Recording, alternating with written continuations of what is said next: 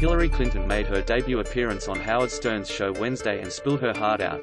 Clinton spoke with Stern as part of a promotional tour for the Book of Gutsy Women, which she wrote with her daughter, Chelsea Clinton. Here's a few takeaways from their conversation.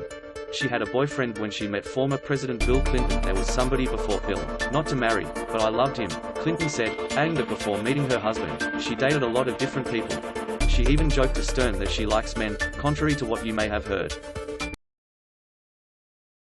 Clinton said she broke up with her former boyfriend as she began developing feelings for Bill. As for meeting the future president, she was studying in the Yale Library when she spotted him staring at her. I said, if you're gonna keep staring at me, then I'm gonna keep staring back, so we at least ought to know each other's names, she recalled. Soon after, on a date to see a Mark Rothko art exhibit, the two found it closed. Bill Clinton managed to talk a janitor into opening it, she said, and the rest is history. The way they related to each other was magical, electric, and magnetic, Clinton says.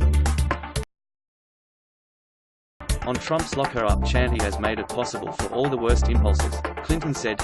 It's like Pandora's box. You lift the top off and things start flooding out. That's difficult to get back in the box. She rocks out to the Rolling Stones. Clinton said she often chatted with Rolling Stones frontman Mick Jagger when she was First Lady, and HES now a friend. Senator Lindsey Graham, I don't know what's happened to Lindsey Graham, Clinton said, adding that it was like he had a brain snatch. Lindsey was good company. He was funny. He was self-deprecating, the former Secretary of State and Senator told Stern, remembering their time working together. He also believed in climate change back in those days. Has he sold his soul to the devil? Stern asked. I don't know, Clinton responded.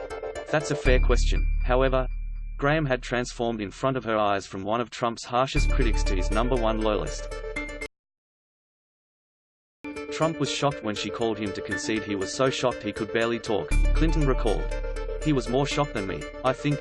Clinton's humor came through when she coughed at one point during the interview. Talk turned to the intense focus on Clinton's health during her 2016 campaign.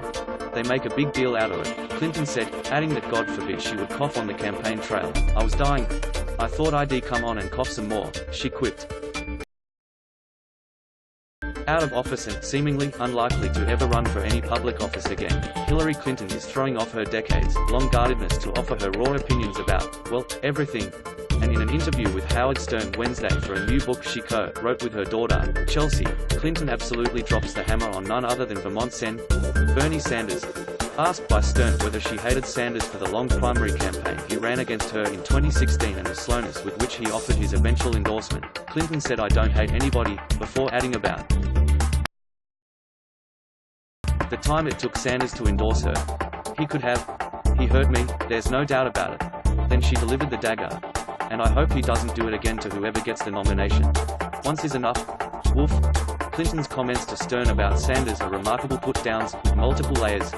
First, she blames, at least in part, her loss in the 2016 election to President Donald Trump on Sanders' slow roll of an endorsement of her candidacy, and the lack of unity that signaled. Clinton made similar allegations against Sanders in her 2017 memoir about the race, saying that Sanders' attacks against her did lasting damage to her chances in the general election. A look at the timeline shows that it took about a month from the time Sanders ended his candidacy after the last primaries in early June to the time he endorsed Clinton in mid-July 2016. But even when that endorsement came, it was clear that tensions remained. As CNN wrote at the time, there appeared to be little natural chemistry between Clinton and Sanders, and their body language was noticeably stiff. The two avoided physical contact after first walking on stage together, and Sanders, in his 30-minute speech, repeatedly mentioned Clinton by name without acknowledging that she was standing next to him looking on. After concluding his speech, Sanders appeared to move in for a handshake, which Clinton ignored by stretching out her arms and offering a hug, instead. The real trolling by Clinton, however, comes not in her partial blaming of Sanders for her loss, because, as I noted above, she's done that before, but in her prediction for Sanders' chances in this race. Let's remember what Clinton said again. And I hope he doesn't do it again to whoever gets the nomination. Once is enough. Implied, and not in very subtly, in that comment is that Sanders isn't going to be the Democratic nominee in 2020. Which is a somewhat bold prediction, given that Sanders is second in national polling and among the top 4 in Iowa, New Hampshire and beyond. To be clear, Sanders isn't the current frontrunner, that's former Vice President Joe Biden still, but he's absolutely in the mix, making Clinton's seeming certainty that he won't be the nominee newsworthy.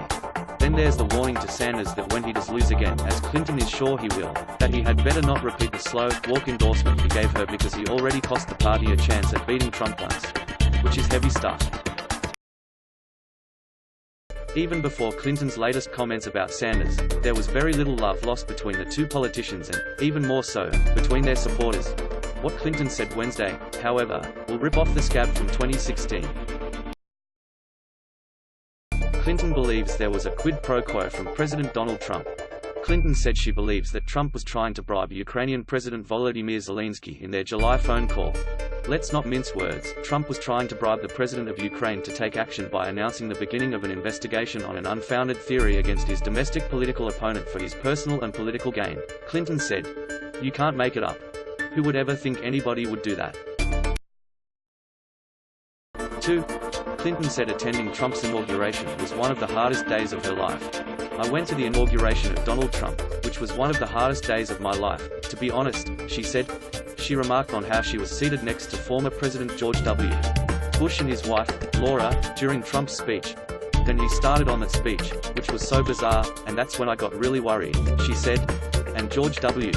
Bush says to me, "Well, that was some weird-esque." Clinton warned of the dangers of interference in the 2020 election, and said that she has told Democrat